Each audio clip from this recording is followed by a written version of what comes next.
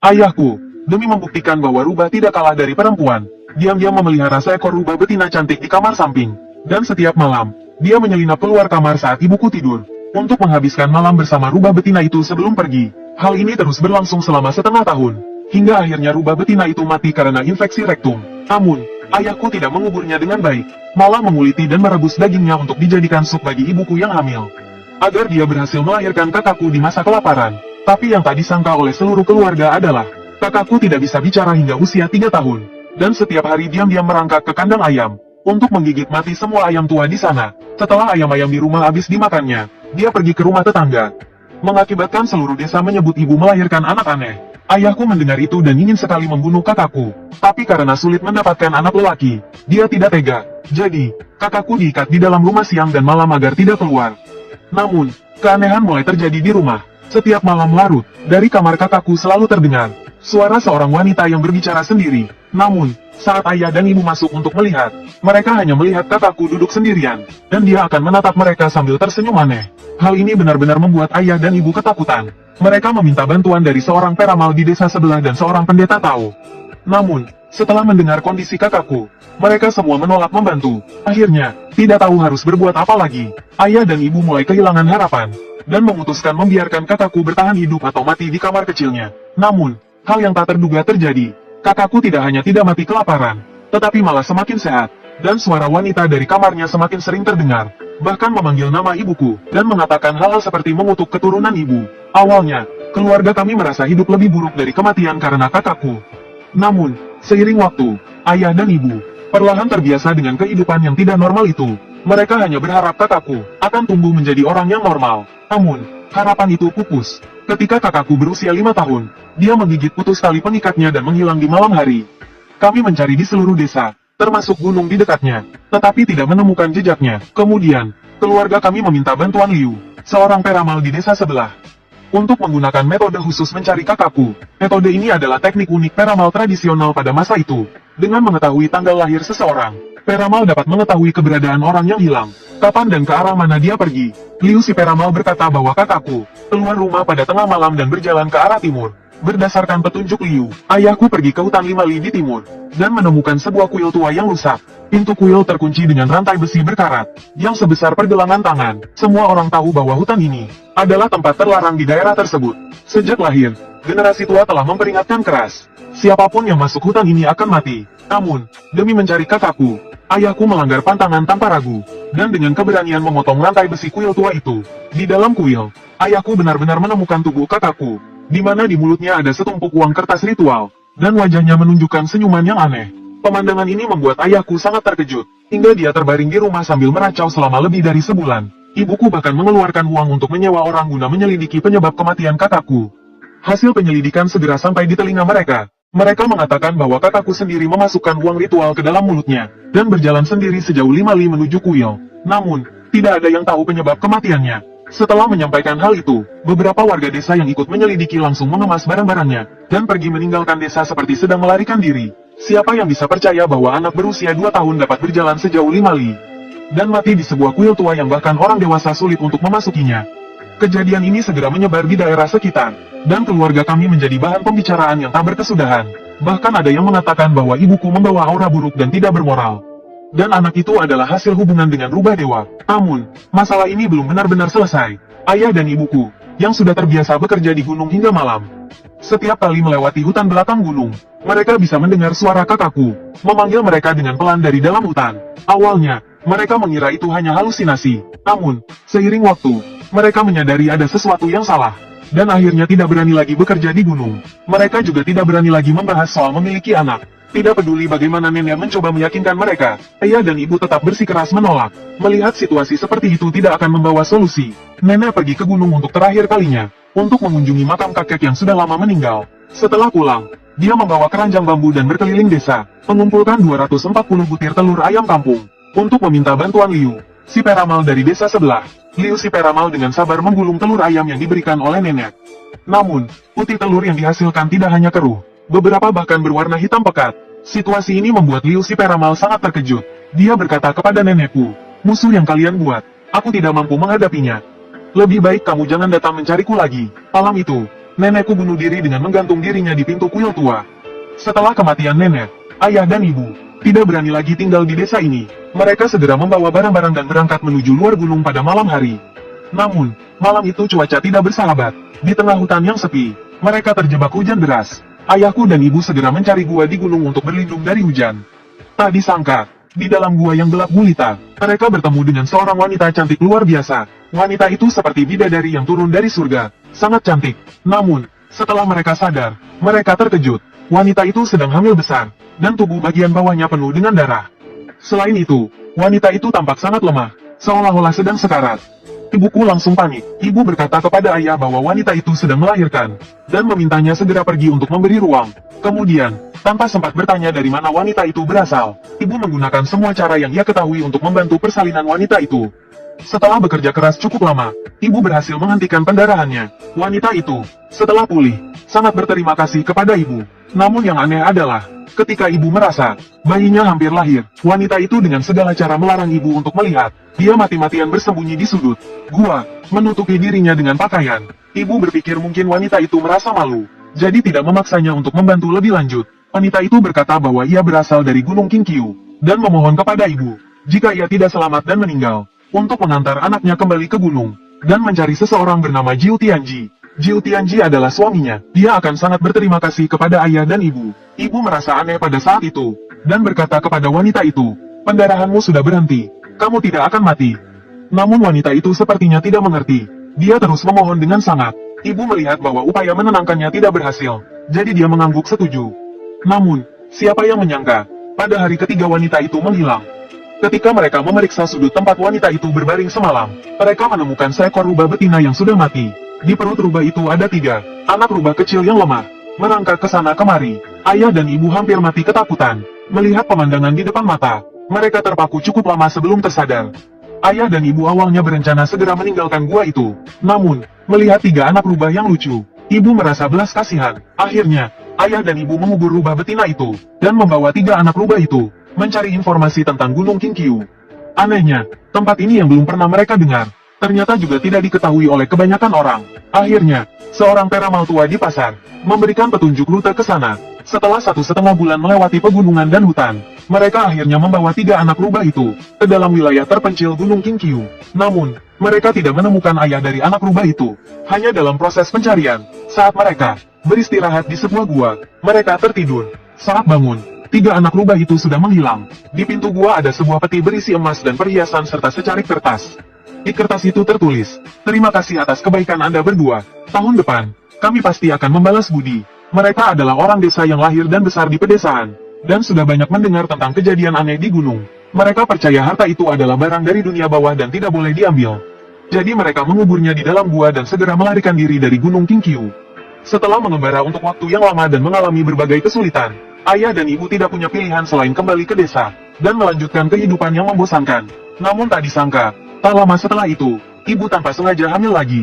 Kehamilan kali ini berlangsung selama 18 bulan. Sejak mengandungku, setiap malam, di pertengahan bulan ibu akan tiba-tiba menjadi gila. Kadang mencoba menggantung diri, kadang ingin menusuk perut dengan pisau, seperti dirasuki sesuatu. Setiap kali ayah mencoba menghentikannya, keesokan harinya ibu kembali sadar dan berkata kepada ayah, bahwa semalam ada seorang wanita, terus memanggil namanya dari luar, dan mengancam akan memutus keturunannya. Akhirnya, ayah terpaksa dengan muka tebal, kembali mencari Liu si peramal di desa sebelah. Namun Liu sepertinya sudah tahu ayah dan ibu akan datang. Dia bahkan menulis pesan di depan pintu rumahnya, meminta ayah dan ibu pergi sejauh mungkin, dan tidak pernah mencarinya lagi. Demi melindungi ibu dan aku, ayah bertekad memohon Liu untuk membantu sekali saja. Mulai hari itu, ayah berlutut di depan rumah Liu. Meski hujan badai, dia tidak mau pergi, bahkan jika harus mati.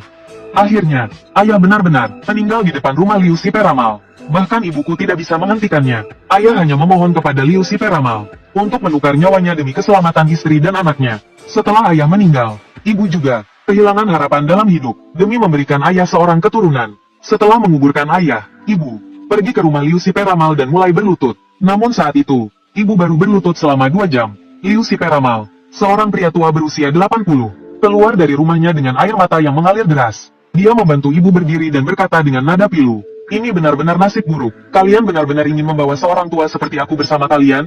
Liu si peramal meminta tanggal lahir ayah dan ibu, lalu menyuruh ibu menunggu di luar. Ibu berdiri di luar rumah dan hanya bisa mendengar suara bambu jatuh di lantai dari dalam. Setelah selesai, Liu si peramal keluar dan memberikan secarik kertas penuh tulisan kepada ibu, dan satu untayan koin tembaga tua yang diikat dengan benang merah. Setelah memberikan barang-barang itu kepada ibu, Liu si peramal tetap bersikeras untuk tidak menahan ibu, dan menyuruhnya segera pergi. Begitu sampai di rumah, hal pertama yang ibu lakukan adalah membaca secarik kertas dari Liu si peramal. Baris pertama di kertas itu berbunyi, jika tidak ada tanda-tanda keberuntungan, maka dendam dari generasi ayah akan jatuh pada anak-anaknya. Kira-kira 30 tahun yang lalu, ayahmu membunuh sekawanan rubah. Rubah itu adalah keturunan keluarga rubah dari 5 dewa di timur laut. Jika kamu tidak mengetahui hal ini, apakah kamu tahu bahwa 2 kakak laki-laki atau adikmu meninggal secara tidak wajar? Jika itu benar, lanjutkan membaca. Jika tidak, kemasi barang-barangmu dan tinggalkan tempat ini. Serahkan semuanya pada takdir. Saat itu tangan ibu bergetar hingga hampir menjatuhkan kertas itu. Liu si peramal tidak salah sedikit pun. Ayahnya, yaitu kakekku, dulunya adalah seorang pemburu. Apakah dia pernah membunuh rubah? Ibu tidak tahu. Tetapi 2 kakak laki-lakinya memang gantung diri di gunung. Melihat kemampuan luar biasa Liu si peramal, ibu segera melanjutkan membaca. Namun baris kedua di kertas itu berbunyi, segera ikat benda yang kuberikan padamu di kaki tempat tidurmu. Jangan ganti atau cuci apapun di atas tempat tidur itu sebelum anak lahir. Jangan pindah tidur ke tempat lain. Jangan hiraukan suara apapun dari luar pada malam hari. Ketika pagi tiba dan hewan ternak mulai bersuara, bawalah dupa ke rumahku untuk dibakar. Harus membakar dupa sambil berlutut. Isi baris kedua ini benar-benar membuat ibu kebingungan. Lalu ibu melanjutkan membaca. Tulisan Liu si peramal selanjutnya sama sekali tidak bisa dimengerti. Itu adalah beberapa simbol yang terpelintir. Setelah kepergian ayah, kesedihan ibu sulit untuk diredakan. Pada malam itu, ibu tidak tidur sama sekali. Dia terus merindukan ayahku. Hingga tengah malam, tiba-tiba dari luar pintu, terdengar suara seorang wanita. Hei, istri, aku ingin masuk dan berbicara denganmu. Apakah kamu setuju aku masuk? Suara itu sangat familiar bagi ibuku. Itulah suara wanita yang sering memanggil nama ibuku di tengah malam setelah aku lahir. Ibu sangat takut dan tersembunyi di bawah selimut sambil diam-diam menangis. Sejak kecil, ibu mendengar bahwa jika sesuatu yang jahat ingin masuk ke rumah, harus mendapat izin dari tuan rumah. Jadi ibu tidak berani merespons. Namun, suara di luar pintu terus-menerus memanggil berulang kali. Tidak peduli seberapa erat ibu menutupi telinganya, suara itu seperti mantra yang terus bergema di telinganya. Hingga suara ayam berkokok. Barulah suara itu menghilang tiba-tiba. Ketika pagi mulai terang, ibu yang tidak tidur semalaman, dengan keberanian mendatangi rumah Liu si peramal. Sesuai instruksi di surat Liu, ibu membakar dupa di depan rumahnya. Namun, ketika ibu hendak bangun, terdengar suara pria tua dari ujung jalan. Hei, istri Wei, apa yang kamu lakukan? Ibu menoleh dan melihat, itu adalah Parli, kepala desa sekaligus tetua desa ini. Ibu yang saat itu linglung hanya menunduk dan berkata, Liu si peramal menyuruhku melakukan ini. Parli dengan wajah panik berjalan mendekat, menatap pintu rumah Liu si peramal untuk waktu yang lama. Akhirnya, wajahnya berubah drastis dan dia jatuh terduduk. Dupa itu dibakar untuk orang mati. Tidak ada alasan untuk membakar dupa bagi orang yang masih hidup. Istri Wei, kamu telah membuat masalah besar. Setelah berkata begitu, Parli terus mundur dengan ketakutan. Kemudian berdiri dan lari seperti orang gila hingga menghilang. Ibu bingung tidak mengerti. Saat itu ibu masih seorang gadis muda berusia 20-an. Dan dia tidak sanggup menahan ketakutan dari ucapan Parli. Dia segera mengetuk pintu rumah Liu si peramal. Namun, tidak peduli seberapa keras ibu mengetuk, tidak ada yang menjawab dari dalam rumah. Liu si peramal tampaknya tidak ada di rumah. Akhirnya, ibu kembali ke rumah dengan perasaan takut.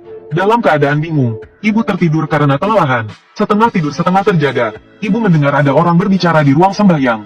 Sepertinya itu suara ayahku. Asiu, Liu si peramal turun mencariku.